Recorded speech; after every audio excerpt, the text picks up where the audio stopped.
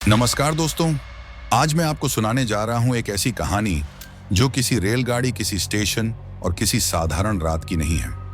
ये कहानी है एक ऐसी रात की जो किसी की जिंदगी का सबसे खतरनाक मोड़ साबित हो सकती है।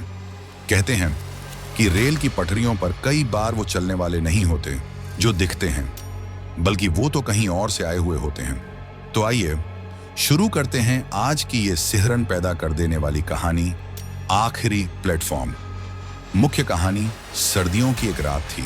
समय करीब 1:45 सुबह। धुंध इतनी गहरी थी कि स्टेशन की लाइट्स भी उसमें घुलकर बुझी बुझी लग रही थी। स्टेशन का नाम था बहरामपुर जंक्शन। यह स्टेशन वैसे तो अब बंद हो चुका था, मगर कुछ लंबी रूट वाली पैसेंजर ट्रेनों का टेक्निकल स्टॉपेज यहां अब भी हो जाता था। उस रात भी एक ट्रेन देरी से चल रही थी, महाराज एक्सप्रेस।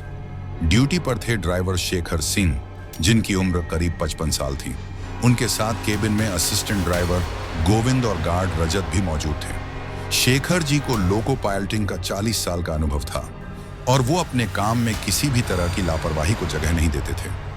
पहला सिग्नल जब ट्रेन बहरामपुर के प्लेटफॉर्म के पास पहुंची तो सिग्नल लाल था। शेखर जी ने इंजन रोका और गहरी सांस ली। धुंध इतनी थी कि सामने 5 कदम से आगे देखना नामुमकिन। उन्होंने तय किया कि जैसे ही हरी बत्ती मिलेगी वो चेतावनी स्वरूप 3 बार हॉर्न देंगे। गोविंद ने पूछा, सर, इतनी रात में यहाँ कोई होता है क्या? शेखर जी हंसते हुए बोले, बेटा, इस समय यहाँ कोई इंसान नहीं, कुछ और जरूर हो सकता है। उनकी आवाज में मजाक था, मगर चेहरा एकदम गंभीर। पहली झलक कुछ देर बाद सिग्नल हरा हुआ। शेखर जी ने इंजन स्टार्ट किया और लगातार 3 बार हॉर्न दिया। इसी बीच उन्होंने देखा कि सामने पटरियों पर कोई खड़ा है, सिर झुका हुआ, शरीर बिल्कुल स्थिर। गोविंद घबराकर बोला, सर, लगता है कोई आत्महत्या करने आया है। शेखर जी ने खिड़की से झुककर चिल्लाया, ए सुनो, हटो पटरी से, नहीं तो कुचले जाओगे। मगर वो शख्स हिला तक नहीं। पास जाकर देखा, गुस्से में शेखर जी ने ट्रेन रोकी और इंजन से उतरकर उस शख्स की ओर बढ़े। धुंध और ठंड इतनी थी कि उनकी सांसें तेज हो गई थीं।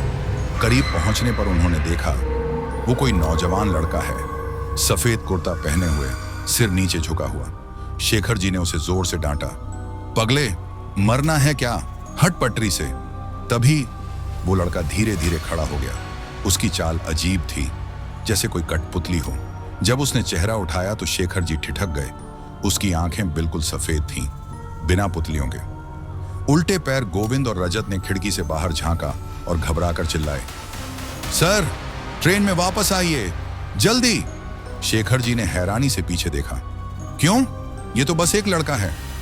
गोविंद की आवाज कांप रही थी, नहीं सर, इसके पैर उल्टे हैं। शेखर जी ने जब नीचे नजर डाली तो सचमुच उसके दोनों पैर पीछे की ओर मुड़े हुए थे और मिट्टी पर अजीब निशान छोड़ रहे थे।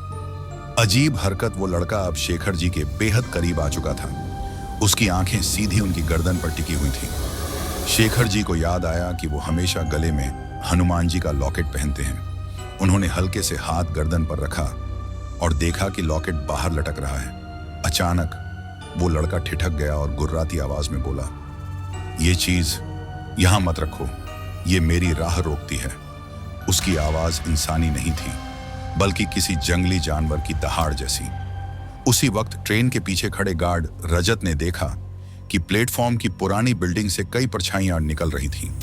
वो सब इंसानों की शक्ल जैसी थीं, मगर चेहरों पर आंख, नाक, मुंह नहीं था।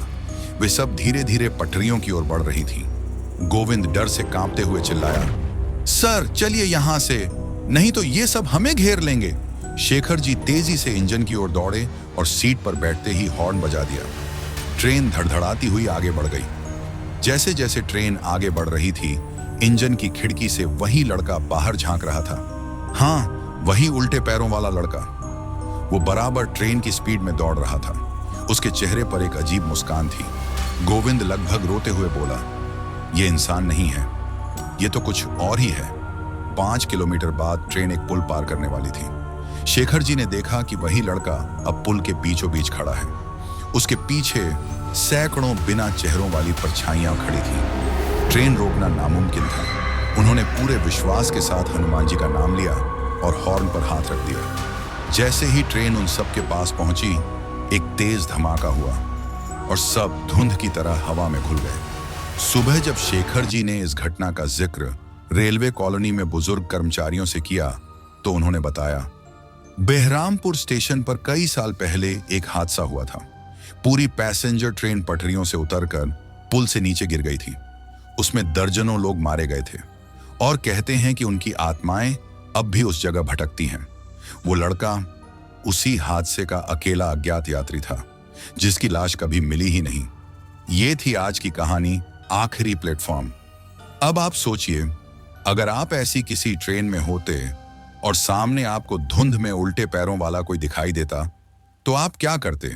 शायद यही वजह है कि कहा जाता है, रात के अंधेरे और धुंध की चादर में रेलवे पटरियां सिर्फ इंसानों के लिए नहीं होती।